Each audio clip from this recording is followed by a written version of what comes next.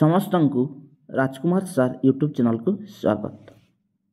ଆଜିର ଆଲୋଚ୍ୟ ବିଷୟ ଏଆଇ ଆର୍ଟିଫିସିଆଲ୍ ଇଣ୍ଟେଲିଜେନ୍ସ। ଏହାର ମାନବ ଜୀବନରେ ଗୁରୁତ୍ୱ କ'ଣ ଅଛି ସେ ବିଷୟରେ ଜାଣିବା। ତ ଚାଲନ୍ତୁ ଭିଡ଼ିଓକୁ ଷ୍ଟାର୍ଟ କରିବା। ଆଧୁନିକ ବିଜ୍ଞାନ ଓ ପ୍ରଯୁକ୍ତିର ତୀବ୍ର ଉନ୍ନତି ମଧ୍ୟରେ କୃତ୍ରିମ ମେଧା ବା ଆର୍ଟିଫିସିଆଲ୍ ଇଣ୍ଟେଲିଜେନ୍ସ ଏଆଇ ଏକ ଅତ୍ୟନ୍ତ ଗୁରୁତ୍ୱପୂର୍ଣ୍ଣ ଆବିଷ୍କାର। ମାନବ ମସ୍ତିଷ୍କର ଚିନ୍ତନ, ବିଶ୍ଳେଷଣ, ଶିଖିବା, ସନ୍ଧାନ ଓ ନିଷ୍ପତ୍ତି ନେବା ଶକ୍ତିକୁ ଅନୁକରଣ କରିପାରୁଥିବା ଯନ୍ତ୍ରକୁ ଏଆଇ ବୋଲି କୁହାଯାଏ।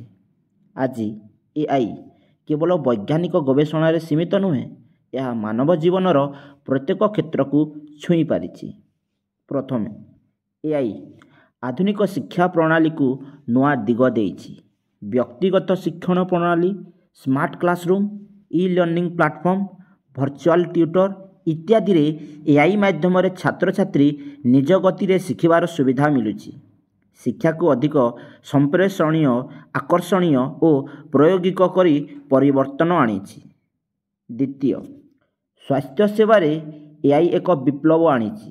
ରୋଗ ଚିହ୍ନଟ, ଭବିଷ୍ୟତ ସମସ୍ୟା ପୂର୍ବାନୁମାନ, ରୋବୋଟିକ୍ ସର୍ଜିକାଲ ପ୍ରକ୍ରିୟା, ରୋଗୀ ରେକର୍ଡ ବିଶ୍ଳେଷଣ ଇତ୍ୟାଦିରେ ଏଆଇ ଦ୍ୱାରା ସଠିକ୍ ଓ ଶୀଘ୍ର ଚିକିତ୍ସା ସମ୍ଭବ ହେଉଛି। ଗ୍ରାମାଞ୍ଚଳରେ ମଧ୍ୟ ଟେଲିମେଡିସିନ୍ ମାଧ୍ୟମରେ ଚିକିତ୍ସା ଉପଲବ୍ଧତା ବଢ଼ିଛି। ତୃତୀୟ, କୃଷି କ୍ଷେତ୍ରରେ ଏଆଇ ଚାଷୀଙ୍କୁ ବର୍ଷା, ମାଟିର ଗୁଣ, ଫସଲର ରୋଗ, ବଜାର ଦର ଇତ୍ୟାଦି ସମ୍ପର୍କୀୟ ତଥ୍ୟ ଦେଇ ସହାୟତା କରୁଛି। ସ୍ମାର୍ଟ ଫାର୍ମିଂ, ଡ୍ରୋନ୍ ମାଧ୍ୟମରେ ଚାଷ ନିରୀକ୍ଷଣ, ଯନ୍ତ୍ରଚାଳିତ ସିଞ୍ଚାଇ ପ୍ରଣାଳୀ ଚାଷୀଙ୍କ କାମକୁ ସହଜ କରିଛି। ଚତୁର୍ଥରେ, ଦୈନନ୍ଦିନ ଜୀବନରେ ଏଆଇ ଅବିଭାଜ୍ୟ ଅଂଶ। ସ୍ମାର୍ଟଫୋନରେ ଭଏସ୍ ଆସିଷ୍ଟାଣ୍ଟ, ଗୁଗୁଲ ଆସିଷ୍ଟାଣ୍ଟ ବା ସିରି, ଅଟୋମେଟିକ୍ ସୁପାରିଶ, YouTube, Facebook, online banking, traffic ବ୍ୟବସ୍ଥା, ସ୍ମାର୍ଟ ହୋମ୍ ଡିଭାଇସ୍ ସବୁ ଏଆଇ ଉପରେ ଭିତ୍ତିକର। ପଞ୍ଚମ, ଶିଳ୍ପ ଓ ବ୍ୟବସାୟରେ ଏଆଇ ଉତ୍ପାଦନ ସମୟ ସଞ୍ଚୟକାରୀ ଏବଂ କାର୍ଯ୍ୟକ୍ଷମ କରିଛି।